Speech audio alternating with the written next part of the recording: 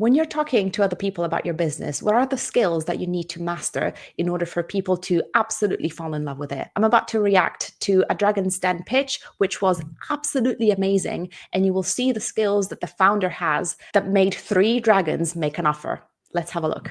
My name is Sharon Keegan, and I'm here today to ask you for £100,000 for an 11% equity share in my business, Peachy Lean. So £100,000 in exchange for 11% of the company's equity means that the company was valued at about 900 something thousand pounds, which is almost a million. So that is quite high. Let's see if she's going to give an explanation of why and how she got to that valuation. In 2015, I was pregnant with my first son, Liam, and this left me with a mum tum and curves on curves. What was supposed to be a really, joyous time in my life was overshadowed with postnatal depression.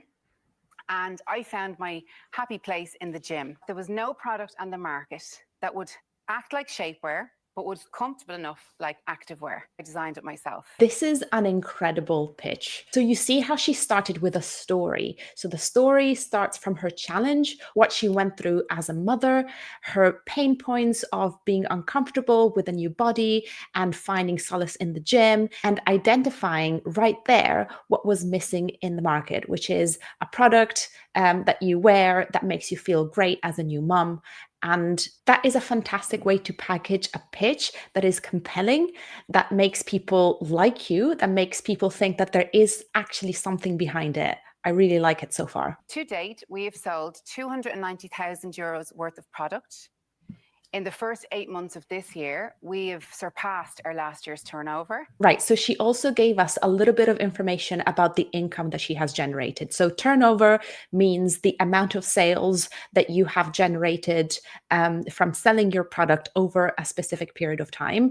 And she has told us that the turnover has increased recently. So that is a good sign, but also, as you know, turnover is not the end all and be all. We also need to know how much it cost her to make that product and how much profit the product makes and how profitable the company is at a whole. Income is only a portion of the information that you need to understand the financial position of a company. We also need to know how it trickles down into the profit. Can I say something? I think the idea is fantastic, and I think she clearly identified a need in the market. However, the items that she's showing, they look a little bit bland to me. I don't think there's a lot of personality in them. They look like something very generic that I can just like buy on Amazon rather than branded in the same way that like maybe Tala or Lululemon are branded. Like with those 2 brands, if you look at one of their pieces of clothing, you can almost immediately tell which brand that is. These items look a little bit more generic. Let's see if the dragons will pick up on that.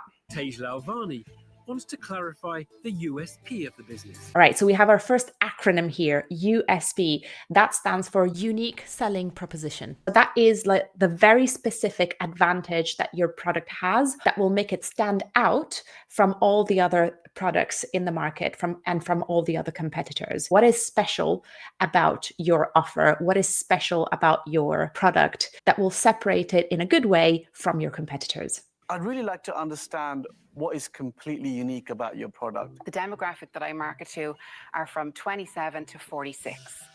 The woman that the bigger box brands have actually forgotten about.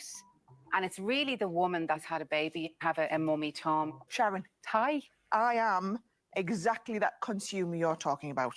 And I honestly feel as a consumer in that space, nobody is targeting me and talking to me. How amazing is it to hear from a dragon that you have resolved one of their problems? This lady had clearly a fantastic idea. You come across very credible. You know your customer. But when that product sits on a photograph, how do you get that message across to the consumer? So this is a branding question that Tuka just asked. So he says, you're lovely. You clearly know how to talk about the product in ways that is compelling, and we really like you. But if you're not in the picture, will people really understand the product? If it's on the shelves, will it fly off the shelves without having someone actually explaining what the product does? That is a branding thing. That is an image kind of thing. We ask women at the start of their journey with us to tell us their ultimate goal and dream. One woman hadn't left the house in 4 years, And she emailed me with a photograph in a pair of leggings to tell me that she walked her daughter to school for the first time. Such a powerful story. If you're ever getting ready to talk about your business to someone else, have a few of those stories to pull out from under your sleeve, because that is what makes a real impact in the way that people perceive your business. You can talk ages and ages about like the technicalities and the mechanics of how your product works, and that's obviously super, super important. But the stories that really make an impact on people that might have a stake in your business, may that be an investor or a partner or whoever, is real life stories from the customers. That's going to be the thing that is the most powerful when talking about your business. The quality is outstanding, but I can't remember the brand name. What I see with that logo identity is clearly a heart, Yes. but I don't see a peachy lean identity. A lot of the really successful brands have, whether it's a particular stripe that they have, or they have an outline here, or Signature. That's what I was telling you guys about. Like those, the items that she presented are too generic. You need something that clearly makes it stand out visually for it to have a really strong brand. I 100% take on board about the product. That's the best response that she could have given. In one of my previous videos, I'm going to link it up here somewhere, but in one of my previous videos, I shared a pitch from two founders that got really, really defensive when the Dragons made their criticisms. Sure, they were very harsh, but in this kind of situation, getting defensive is the worst thing that you can do. The best thing that you can do is what she just did. You take it on board, you said, yep, I see your point. The last 8 months, you said you've already surpassed sales and you've done very well. How much of that is actually down to the COVID situation? Fantastic question. So when you are considering how successful a business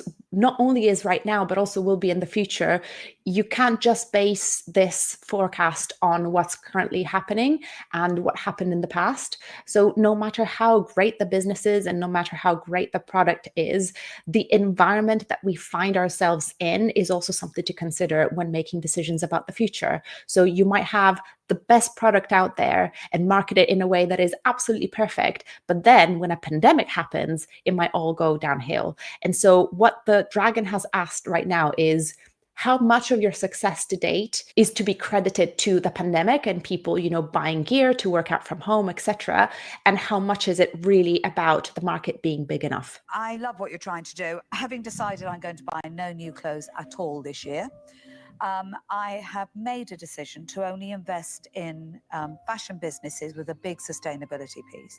And what I see in front of me just doesn't fit. I won't be investing. This highlights another really important thing to consider when you're presenting your business to someone. Having a great product and having a successful business so far might not be enough. A big, big element of having people on board is whether your core values align, right? So Deborah clearly has sustainability as a big, big core value of hers. And she pledged not to buy any new clothing, which is commendable, especially considering what fast fashion is doing for the environment. And so she has pledged not only to not buy new clothes, but also she's not going to give any of her money in fashion brands that don't take sustainability as a core value. And so there's a misalignment there. So it doesn't really matter whether the business will be absolutely successful. Deborah is not going to invest because something that is really important to her isn't carried through in the business. I'm still not receiving the brand. So with sadness, and it is sadness, I'm going to say I'm out. The problem I've got is a £1 million valuation. There we go. You've got this business turning over a couple £100,000. So how did you calculate your... Absolutely. A key question that any investor will ask you is how your company was valued. So that means, how was the estimated market value of the company calculated? You should know that there isn't an exact science or math, formula that will clearly spit out a precise valuation of a company. There's many different methods that accountants use to value a company. Some are based on future cash flow projections. Some are based on what it would cost to rebuild the business from the ground up. There's many different methods, but again, it isn't an exact science. And you will need to explain how your company was valued so that the investor will have an idea on whether that is a realistic valuation or not. Our current investor bought in at that price, so I had to offer the same price as what he has bought in at. Great. So it looks like she's just matching the price that was offered to the first investor that she has. At the moment, we have 3 new products ready to launch, funded by Enterprise Ireland. They've also offered that if I get investment today of 100,000, They'll match it. they will match it. Yeah. Oh, awesome. To go into £1 million valuation, it will be against all my principles. So for sure, what he's going to do now is he's going to offer her, if not all, at least some of the money, but he's going to want more of the company's equity, for sure. I'll just have a think about it. I know very, very little about the fashion industry. So I am going to make you an offer, but it is 50,000 for 10% of the business. So she's offering half the money for more or less the same amount of shares. What the founder now really needs to consider is what kind of skills that she needs to bring on board. So when you are bringing on board investors, you don't just need the money. There's other way that you can bring the cash in without giving away any of your company's equity. You can maybe look into loans or other ways to get capital in. When you are welcoming on board an investor, you're also looking for the right skills that you need to make the company successful. So usually you want skills to be complementary to yours. So you want someone who has different skills that can help the company. So in this case, I think that Sarah can be a fantastic ambassador for the company, but she doesn't have the industry knowledge and contacts to get her product in the market. I'll be happy to share with Sarah on this. Yay. So I'll offer the other £50,000 for 10%. Thank you so much. I really appreciate that. Thank you. Same offer as Sarah. I'd want to give you a third of the money for 10%. So it'd be 10%, 10%, 10%. Interesting. So at the beginning, she offered to give 11% of shares in exchange for £100,000. But now she would, if she accepts this deal, she would have £100,000, which is all the money, but she would have to give away 30% as opposed to 11%. That is fine. That is to be expected, that in the Dragon's Den, there is a little bit of negotiation and the investors will always negotiate to have a little bit of a higher stake in the company. I think she should accept. I think those 3 dragons are the perfect combination of people that can really help her propel her company into success. Sure, she will have to, give away some of the equity, which means that she will receive a lesser percentage of the dividends in future years. But if the company gets extremely successful, thanks to the dragons, it will still be worthwhile.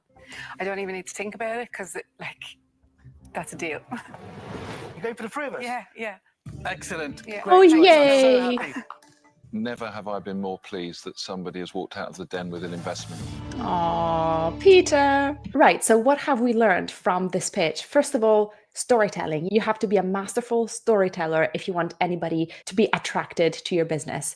Number 2, accept all criticism and take it on board without being defensive. Number 3, identify a really clear USP, unique selling proposition, that resolves a very clear problem for the market that you're trying to reach. And finally, carefully consider who you want to get on board in order to bring your company to the place you want it to be. If you like this video, you might like all the other Dragon Den's reaction videos that I've made so far. Why not watch one of them right now? See you next time.